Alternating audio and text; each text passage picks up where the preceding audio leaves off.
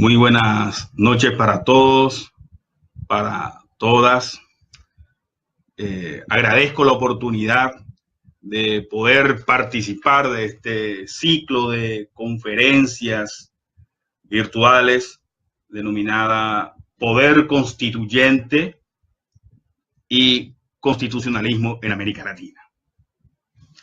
Permítame presentarme.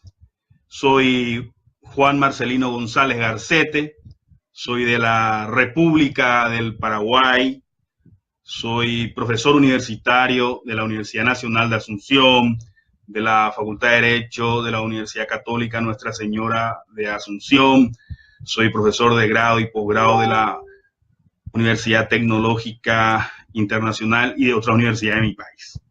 Soy también invitado como profesor en varias universidades extranjeras. Tengo 2 títulos de doctorado, uno de doctor en ciencias jurídicas y otro en doctor en ciencias políticas por la Universidad Nacional de Asunción. Agradezco realmente esta oportunidad para hablar de un tema que me parece interesante, que es la argumentación jurídica como un presupuesto fundamental para el control de constitucionalidad. ¿Y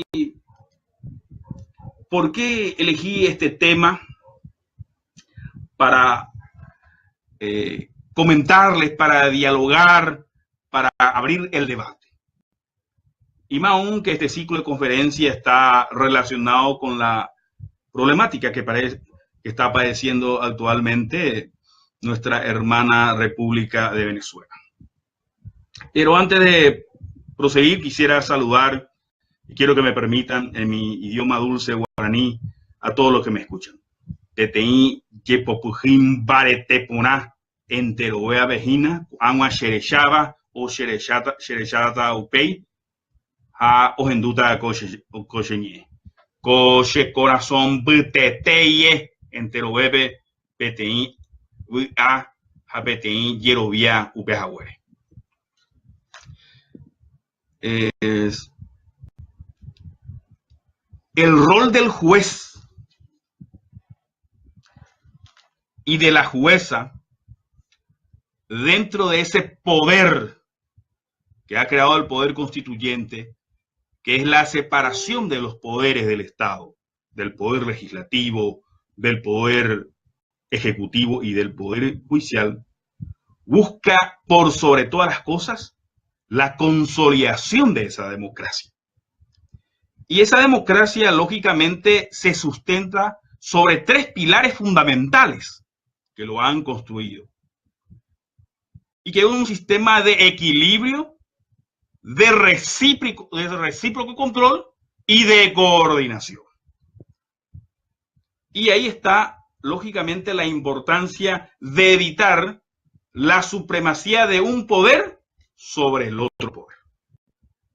Y eso es la garantía más básica y fundamental que tenemos los ciudadanos de poder vivir en una democracia, de que realmente se respeten los derechos humanos y que por lo menos uno de los poderes del Estado pueda permitirnos a nosotros los ciudadanos de poder hacernos frente a este todopoderoso llamado Estado. Por más que estudiamos dentro de la filosofía de esa paridad o de esa igualdad, entre comillas, de entre el ciudadano y el Estado en las demandas o en las acciones, esto en la realidad no existe. Porque el ciudadano siempre será un pígneo, será un minúsculo, mientras que el Estado siempre será poderoso. De allí la importancia de la división de los poderes y de la buena utilización de los recursos y de las acciones constitucionales que han creado el poder constituyente en casi toda América Latina. Y uno de esos aspectos fundamentales es el rol del juez constitucional.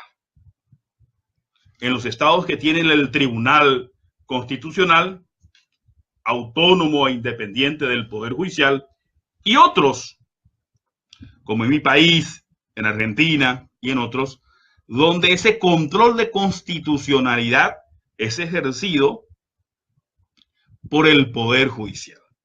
En Paraguay, por una sala especial de la Corte Suprema de Justicia, conformada por 3 ministros de la Corte. Se denomina Sala Constitucional de la Corte Suprema de Justicia. En mi país es un control concentrado porque solamente pueden entender y resolver sobre la constitucionalidad de las leyes los ministros de la Corte Suprema de Justicia.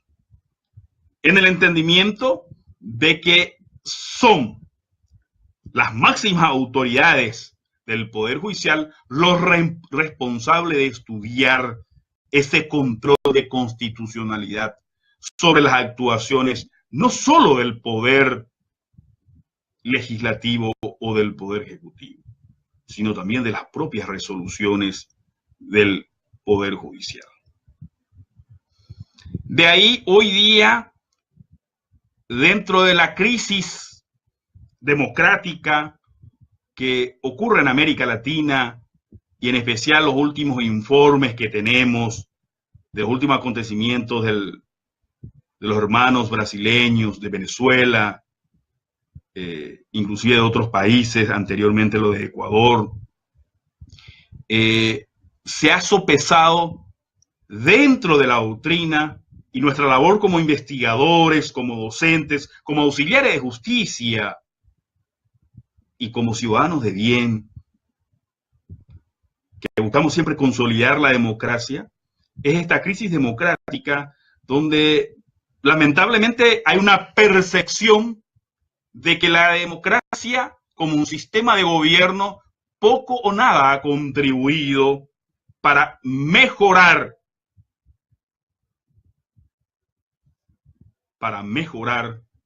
el nivel de vida de la sociedad, existiendo una percepción de insatisfacción de los ciudadanos de toda América Latina. Y eso es comprensible porque lamentablemente la respuesta en muchas cuestiones deberían darlo el Poder Judicial.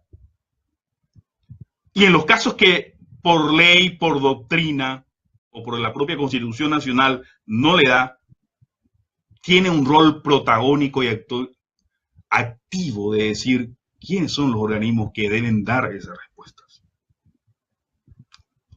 Por eso aplaudo la iniciativa de Colombia de que tienen un código procesal constitucional, que es importantísimo, lógicamente, para la defensa efectiva de las tutelas de derechos fundamentales.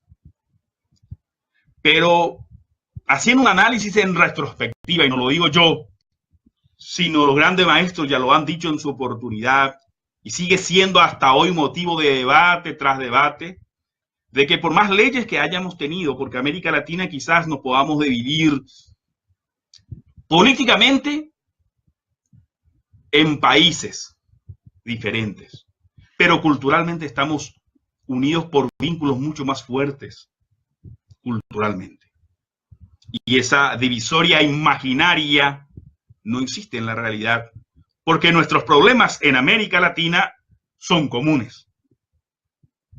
Pero las respuestas a esos problemas han sido diversos. Y el tema del control de la constitucionalidad y de la argumentación jurídica viene de una base fundamental. Y que se han dedicado varios libros ya sobre este tema, entre interpretación y administración de justicia.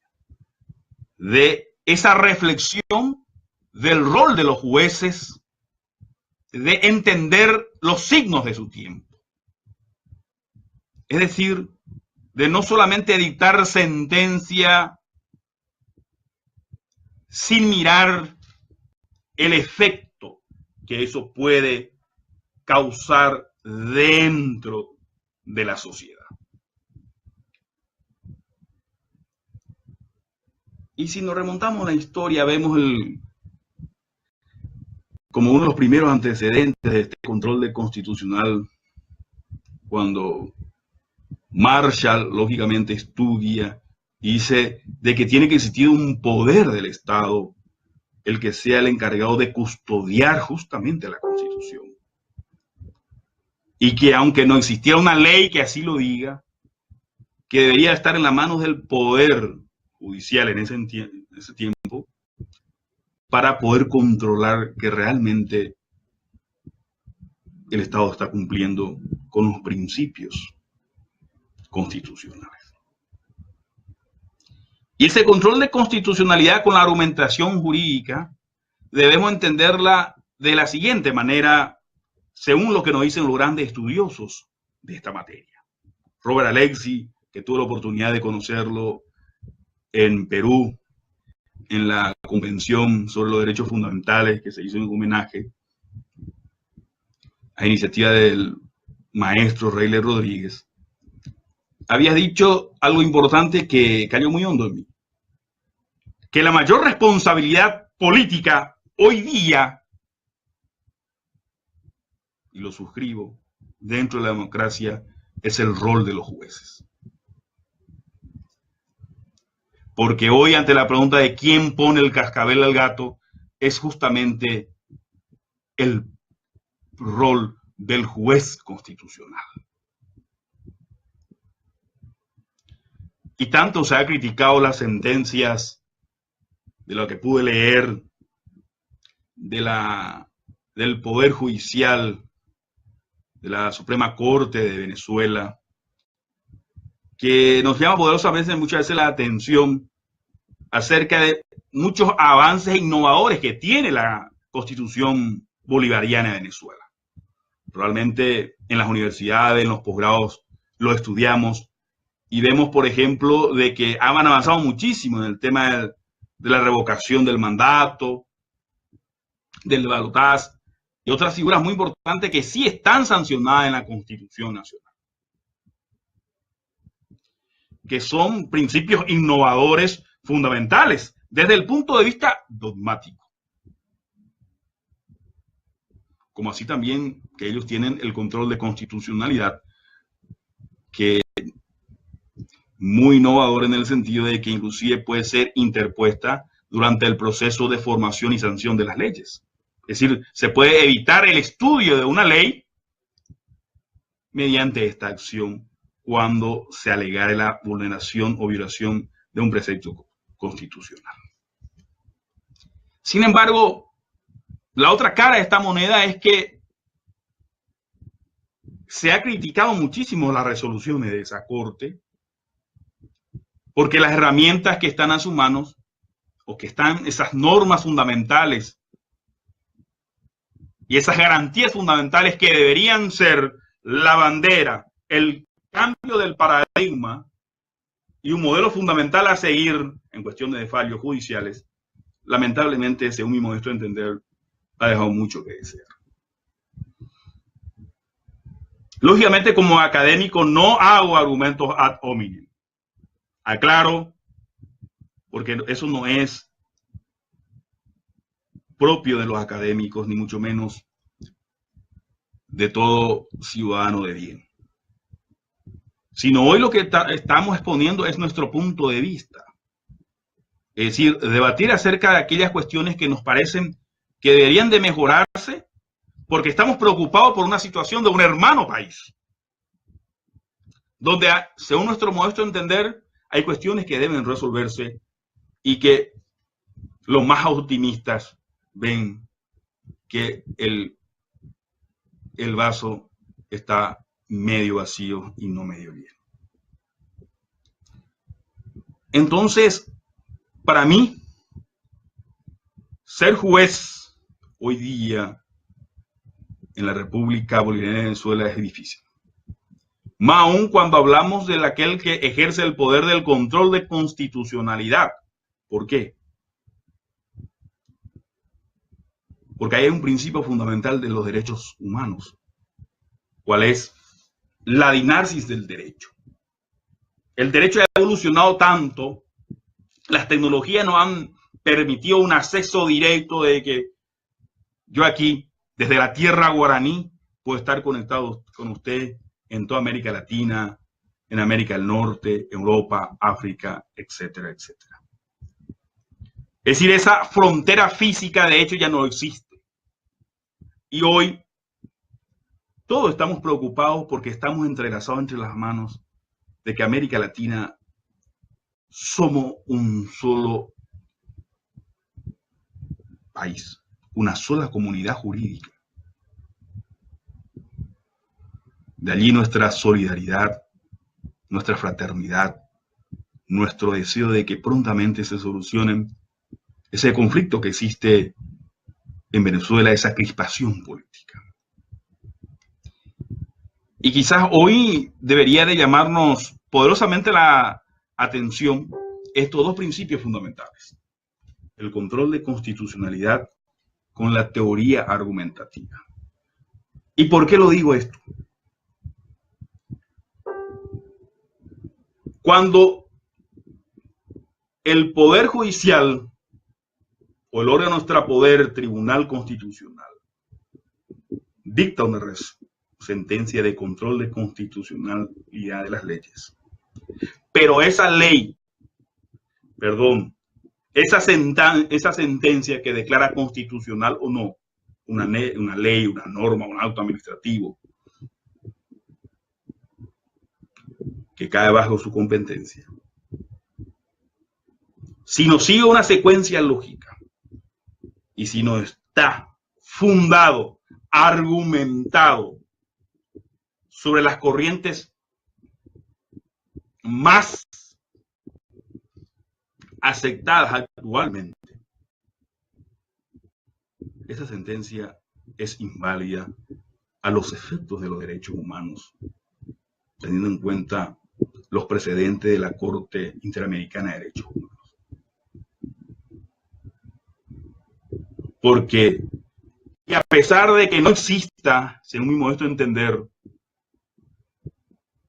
ni una sentencia, ni un precedente, existe un derecho fundamental que es el derecho humano, el derecho a la dignidad, como lo habían definido sabiamente lo habían definido ya los romanos ante siglos, años atrás, como un orden intrínsecamente justo, fundado en la naturaleza humana y superior a todas las leyes escritas.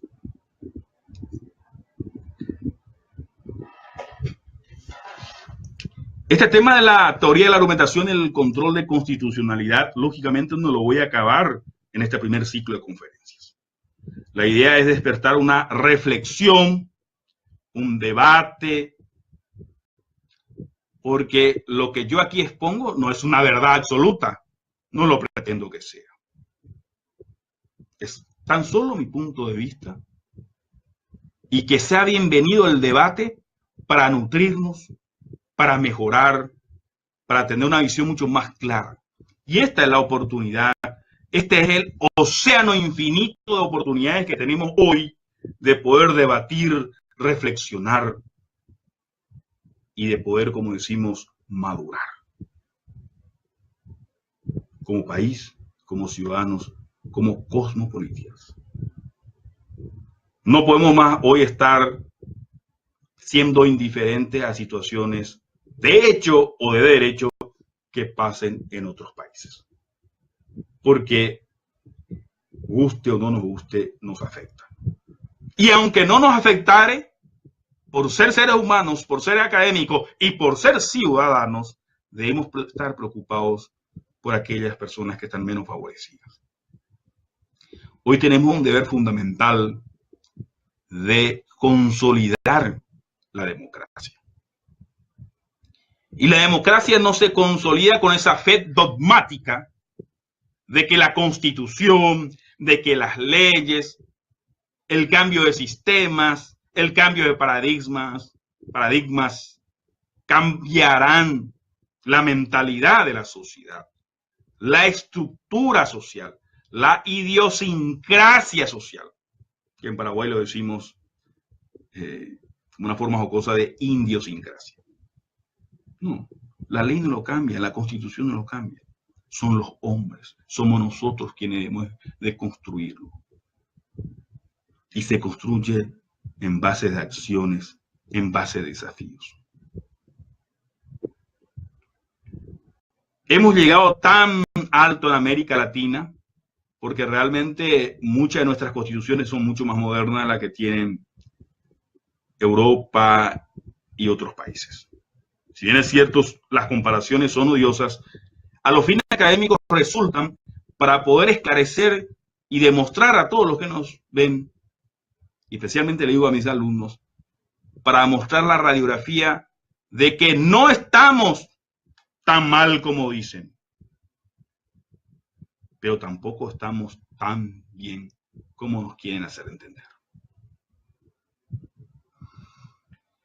Entonces, este control de constitucionalidad debe ser una herramienta del juez hoy para garantizar la democracia, para garantizar al ciudadano común la fe en uno de los poderes del Estado, que es el Poder Judicial. El Poder Judicial en el sistema latinoamericano es el corazón del Estado. Es donde se carga todos los sentimientos, las pasiones, las frustraciones, pero sobre todo la esperanza. El Poder Judicial no son los pies del Estado. Los pies del Estado son el Poder Ejecutivo, que dicta el modelo a seguir, que nos conduce hacia una política económica, hacia una política agraria, a una política de unidad o de confrontación. No es la cabeza del Poder Judicial del Estado, porque eso lo es el Poder Legislativo, el que tiene que legislar en bien de la sociedad, buscando que a través de esas leyes pueda acompañar los cambios en esa vorágine que hoy tenemos, donde la tecnología nos ha superado miles y miles de años, mientras nuestros códigos procesales todavía no han sido reformados, donde lamentablemente por falta de presupuesto, por falta de visión práctica de nuestras autoridades, no se le ha dado las herramientas necesarias al Poder Judicial para cumplir con su función fundamental, la de administrar justicia. El Poder Judicial quizás tiene un lado positivo y otro lado negativo. Su nombre, poder, sí hace gala. ¿Por qué? Porque realmente el Poder Judicial con su sentencia se constituye per se en un poder. Pero el judicial, su apellido, ha dejado mucho que desear en muchos países y en muchos aspectos. ¿Y por qué? Porque lógicamente el poder por sí no funciona. Porque somos nosotros o son las autoridades de que en ese momento son los que tienen que decidir lo que hacen la diferencia. Y de ahí está la responsabilidad social, política, jurídica y sobre todo de garantizar los derechos fundamentales. En América Latina, a excepción de Venezuela, que hace poco hizo la denuncia a la Convención de los Derechos Humanos, Pacto de San José de Costa Rica, para no someterse ya a la jurisdicción de la Corte Interamericana de Derechos Humanos, la gran mayoría de nuestros países han suscrito casi todos los tratados internacionales, con muy pocas reservas. Pero Hoy día vemos, y cuando estudiamos el tema de los derechos humanos y el tema del control de constitucionalidad, porque también viene de la mano el control de convencionalidad, porque con la última sentencia de la Corte Interamericana contra Chile, donde dispone el cambio de la Constitución, porque uno de sus artículos reñía contra la libertad de pensamiento, de expresión, vemos que polulan, abundan cada vez más convenciones, tratados de derechos humanos. Pero con las estadísticas, los estudios que han realizado grandes corporaciones, nos hemos dado cuenta de que pareciera ser la percepción de que ante más tratados, más derechos, el ciudadano hoy día se ve cada vez menos desprotegido. Pareciera ser un contrasentido de que a mayor abundamiento de leyes, de tratados, el ciudadano cada vez está más indefenso.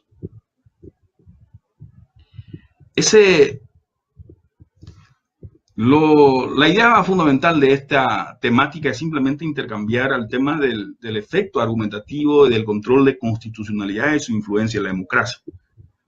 Esta idea inicial no es aquí hablar sobre el control de constitucionalidad, su conceptualización, su naturaleza jurídica, etcétera, etcétera.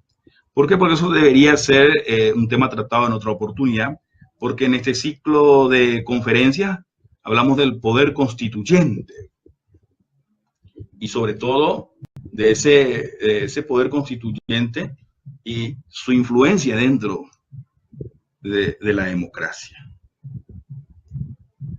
Cuando la primera vez había escuchado esta palabra y tendría que haber realizado un trabajo en derecho político, había calado muy hondo en mí un concepto que lo aprendí, que se atribuye, según el texto que leí, al honesto Abraham Lincoln, que decía de que es el gobierno del pueblo, por el pueblo y para el pueblo.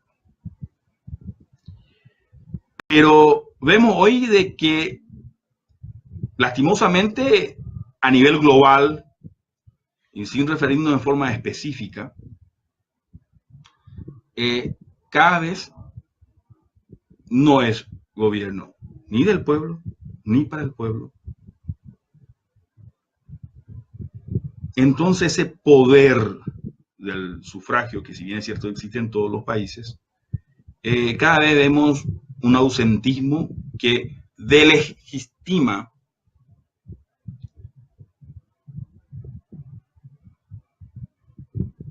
al poder ejecutivo y el poder legislativo. ¿Por qué? Por esa ausencia en acudir a las urnas. Y eso quizás sea una llamada de atención, sea como aquel semáforo, es decir, aquel que marca el semáforo rojo de pare, el amarillo de atención y el verde de poder cruzar. Sería aquel de color amarillo que nos debe llamar la atención de entre pares e irnos. Es decir, nosotros como doctrinarios ver cuál es el impacto que está teniendo nuestras legislaciones en el sistema democrático y cómo lo podíamos concebir para mejorarlo dentro de una administración de justicia, que es lo que estoy hablando, porque podemos encararlo de distintos puntos, de distintos enfoques. Porque lógicamente hablar del Estado es un océano infinito de posibilidades. Y muchas veces tenemos que ser, en ciertos debates como esto, de tocar el iceberg, ¿verdad? Es decir, la punta, o más algo pequeñito de lo que es algo inmenso.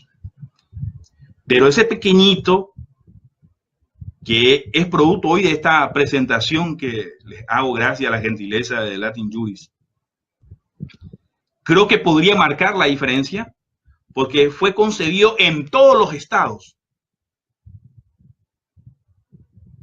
como una forma de control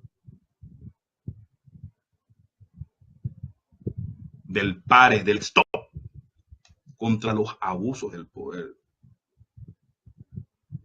ejecutivo y judicial. Esa herramienta es tan importante y es tan fundamental. Pero cuando no se lo ejerce ante una sumisión, ante una venalidad, a una falta de preparación, ante una firmeza de carácter y fortaleza de espíritu para poder hacer frente a ese poder ejecutivo, que realmente no es fácil, y lo debemos de admitir, que quizás en la teoría sea fácil, en la práctica no lo es. Pero si existiera un John Marshall, si existieran tantos otros grandes doctrinarios que pudieron en su momento hacer la diferencia y hasta hoy lo hacen, aboguemos por la esperanza realmente de que ese control de constitucionalidad realmente sea fundado en el principio fundamental de la argumentación jurídica. Es decir, aquella argumentación válida, sostenible, axiomática, fundada, razonada en los derechos fundamentales. Y que no se valga de expresiones dogmáticas, de meras afirmaciones doctrinarias, para darle un ropaje jurídico, un pincelazo, como le decimos nosotros aquí. Es decir, pintar algo negro en blanco para que parezca blanco, pero sabemos que es negro. Por ello realmente necesitamos y de ahí muchas veces el debate de los países, de quienes van a ejercer ese control de constitucionalidad, si es un órgano extrapoder, como lo existe en Colombia, Ecuador y en otros países, a través de un tribunal independiente del Poder Judicial, que es un tribunal constitucional, es decir, que tenga única y exclusivamente esa función. Y otros quienes hemos adoptado un sistema donde forma parte del Poder Judicial, dándole esa máxima responsabilidad de ser contralores, de ser custodios, de ser gladiadores jurídicos a los jueces del Poder Judicial. Tengo entendido que los minutos que me sobran son casi 3 minutos.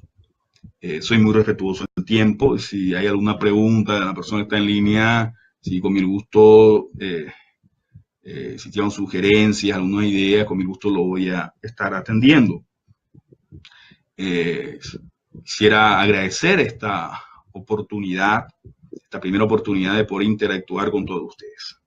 Espero que cada vez estemos creando estos tipos de espacios académicos, de debates, para ir definiendo, para ir conceptualizando, para ir delimitando, para ir conociendo las debilidades y fortalezas de todo nuestro sistema en América Latina, que de hecho no tiene mucha diferencia sustancial, dogmática o jurídica.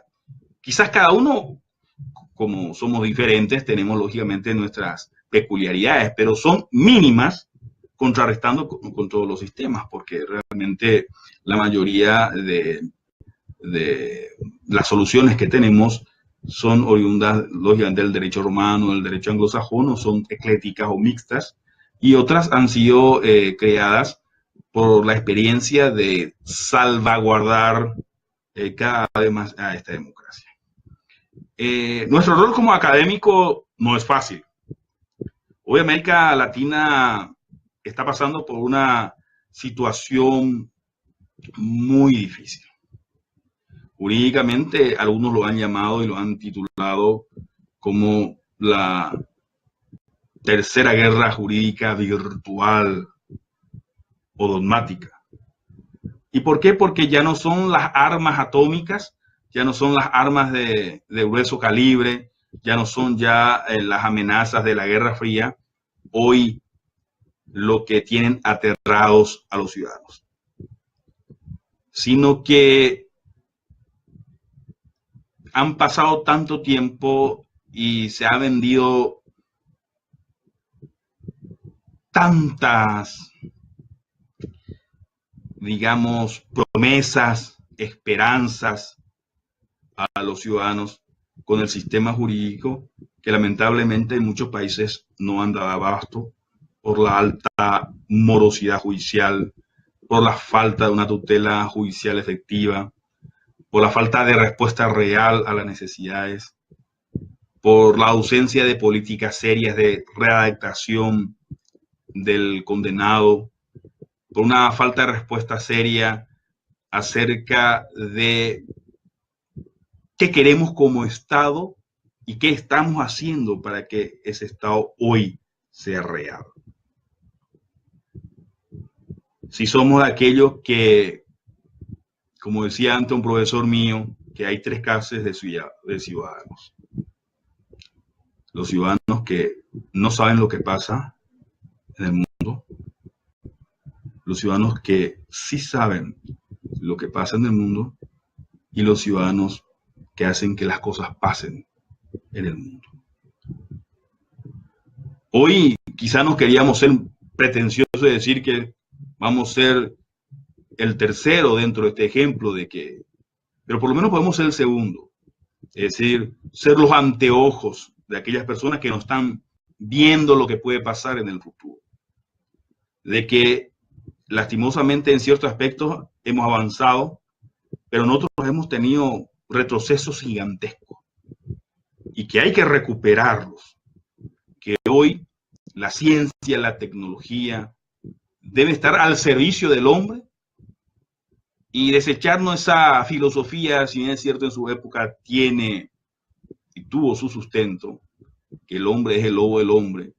Por eso hoy el hombre ya tiene que salir con llaves, con guardaespaldas, con camas, es decir, cada vez está más aprisionado en su mundo circundante, porque el peligro ya no es el animal, no son las guerras, sino el otro ciudadano. Y peor todavía, cuando ese ciudadano no encuentra respuestas, cuando sus derechos fundamentales, sus derechos políticos son vulnerados por el Poder Judicial. Y cuando recurrimos para que ese último control de constitucionalidad, que es el último recurso con que cuenta el ciudadano para atacar la arbitrariedad de una resolución, de un decreto, de un acto administrativo del Poder Ejecutivo, que cercene cualquier derecho nuestro, a la intimidad, al patrimonio, nuestros derechos políticos, nuestros derechos civiles, etcétera, etcétera. Y como en el caso de Venezuela, que lamentablemente tampoco pueden recurrir ya a la Corte Interamericana de Derechos Humanos porque lamentablemente el gobierno ha denunciado a ese tratado, es decir, se ha retirado del sistema. Pero aunque se haya retirado del sistema, sí tendrá, lógicamente, si los actos se demuestran que son violatorios de los derechos humanos, es consabido de que la violación de los derechos humanos no prescribe. Y que la historia en ese momento no permitirá el derecho al olvido. Quiero finalizar esta transmisión agradeciendo a todas las personas que veo que en este momento están sintonizados, congratulando a los directores de Latin Juris, quienes tuvieron esta iniciativa de convocarnos para poder formar parte de este ciclo de conferencias para poder debatir este tema tan importante que es el poder constituyente y el constitucionalismo en América Latina. Y es una importante reflexión porque lógicamente el poder constituyente es el poder primigenio. Es decir, cuando en virtud de la soberanía los ciudadanos eligen qué tipo de gobierno, qué tipo de Estado, qué principios fundamentales buscan y los plasma dentro de esa Constitución. Y el segundo paso, el segundo eslabón o la segunda escalera, que una vez que ese poder constituyente lo haya hecho eso a través de una constitución nacional, si esa constitución nacional lógicamente respeta aquellos principios, aquellas garantías, aquellas ideas de aquel poder constituyente, para que no exista un divorcio, para que no sea una expresión lírica de deseos. De allí la importancia. Termino con esta frase. América Latina es el mejor país, es el mejor continente que podemos vivir. Tenemos pequeños, quizá tropiezos, dificultades, pero podemos hacerlo un mundo mejor. Nadie es tan grande que no necesita ayuda, ni nadie tan pequeño que no pueda ayudar. Muchas gracias y Dios mediante, nos vemos pronto. Desde aquí, desde la terraza del país, PTI, Yepopujimbarete, Enterobeapehuana. Y muchas gracias.